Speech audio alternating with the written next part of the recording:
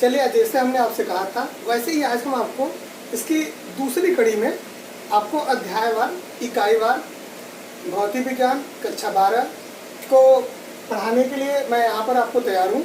अब आप इसके देखिए, हम आपको खंड का आपका इकाई है स्थिर वैद्युतीय। अगर बात करें भौतिक विज्ञान तो बहुत मोस्ट इम्पॉर्टेंट है। आगे किसी भी प्रिपरेशन में, किसी भी क्लास में चाहेंगे तो आपको वहाँ पर इंग्लिश वर्ड की बहुत ज़रूरत पड़ेगी। तो इसको इंग्लिश में हम लोग इलेक्ट्रोस्टैटिक कहते हैं। एक एक पॉइंट को जानते रहिए, छोटे छोटे वीडियो से हम लोग देखते हैं, समझते हैं, करते हैं। अब हम इसके पहले अध्याय को देख लेते हैं। अध्याय इसका प्रथम अध्याय प्रथम वैद्युत आवेश तथा कूलाम का नियम। जैसा हमने आपसे कहा वैसे ही इसमें चलते हैं। तो हम लोग इसको इंग्लिश में जानते हैं electric charge and coulombs law. ये हो गया हमारा। अब इसमें हम आपको सारा विवरण दे चुके हैं, पढ़ रहे हैं हम। खंड क का नाम जो पड़ेगा स्थिर वैद्युतीय पड़ेगा, इलेक्ट्रोस्टैटिक पड़ेगा। उसमें अध्याय पहला है वैद्युत आवेश तथा कूलाम का नियम। इसे हम लोग इंग्लिश में कहें तो कह सकते हैं electric charge and coulombs law. थोड़ा सा कूलाम्स की स्पेलिंग आप लोग देखना केयर करिएगा, स्पेलिंग थोड़ी सी टेढ़ी हुई है। तो अब हम इसमें फर्स्ट टॉपिक को पढ़ते हैं। हमने आपको बताया था कि हम एक एक पॉइंट को पढ़ाते चलेंगे। तो सबसे पहले हम लोग चलेंगे आवेश, और उस आवेश को अगर हम कहें चार्ज की बात, तो मैंने जैसा कहा आपको छोटे पॉइंट पढ़ाएंगे। तो इसमें सबसे पहले चलेंगे संकल्पना।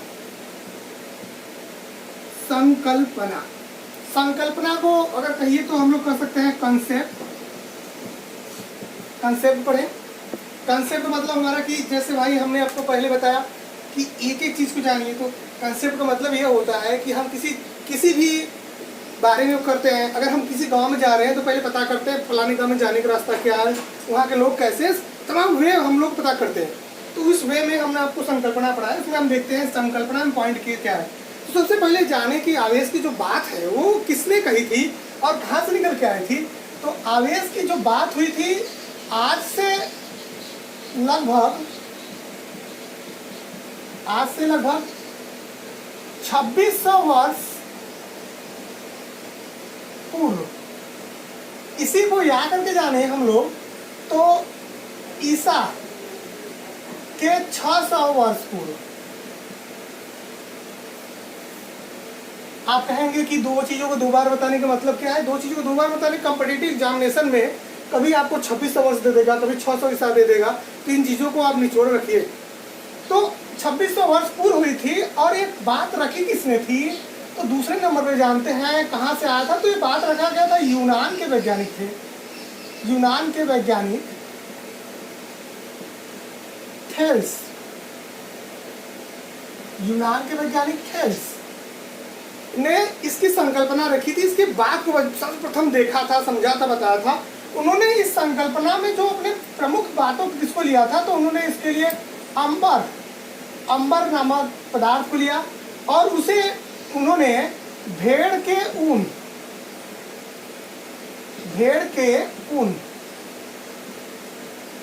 पर घर्षण कराया, पर रगड़ा था, घर्षण कराया था।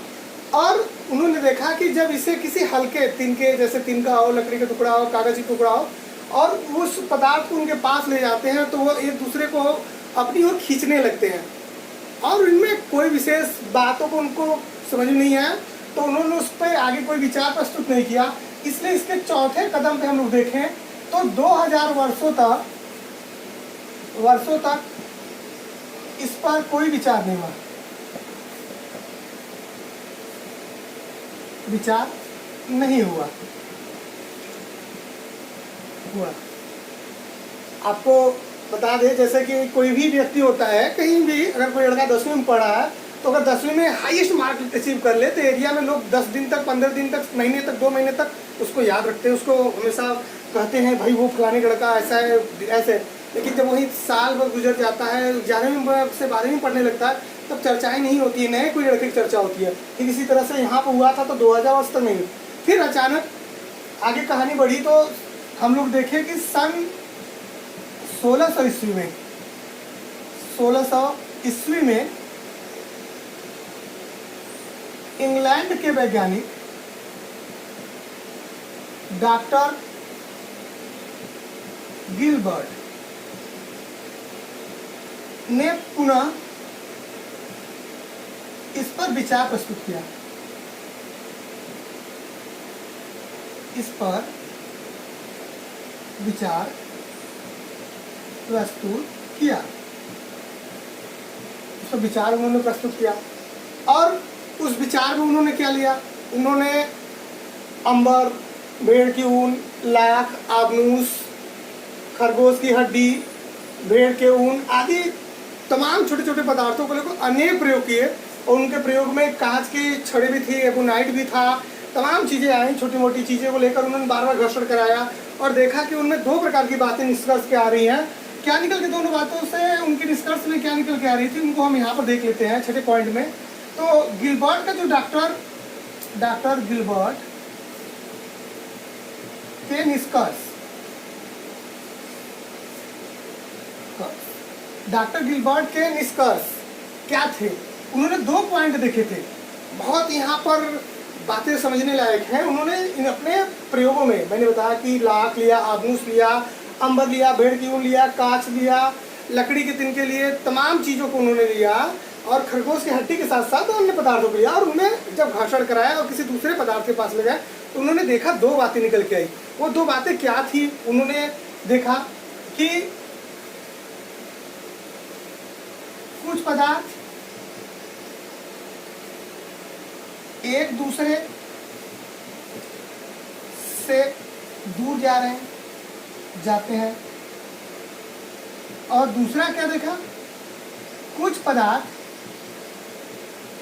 एक दूसरे के पास आ रहे हैं।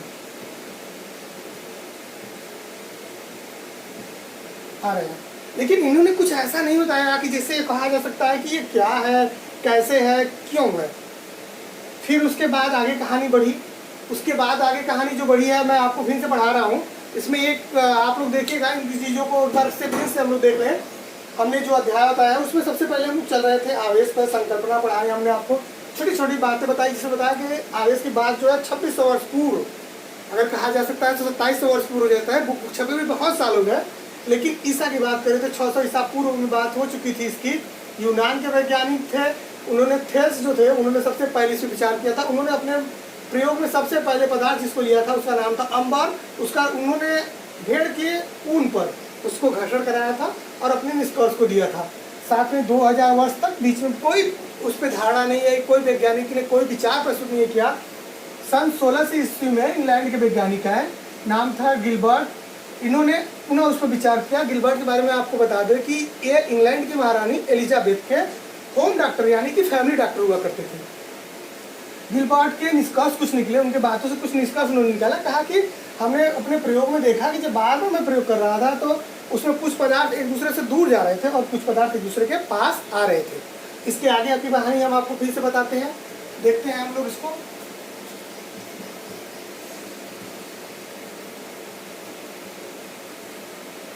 देखिए, अब बात यहाँ थी तो इसी कड़ी में 7वें में सर रॉबर्ट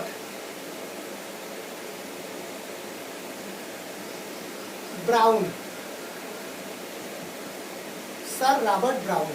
का नाम आता है, जिन्होंने ये बात कहा कि जो ये पदार्थ कुछ दूर जा रहे हैं कुछ पास आ रहे हैं। सर रॉबर्ट ब्राउन ने यह कहा था कि गिलबर्ट के निष्कर्ष से जो मिला है कि कुछ पदार्थ एक दूसरे के से दूर जा रहे हैं और एक दूसरे के पास आ रहे हैं। इस गुण को उन्होंने वैद्युत तथा इस प्रकार के पदार्थ को वैद्युतमय पदार्थ कहा।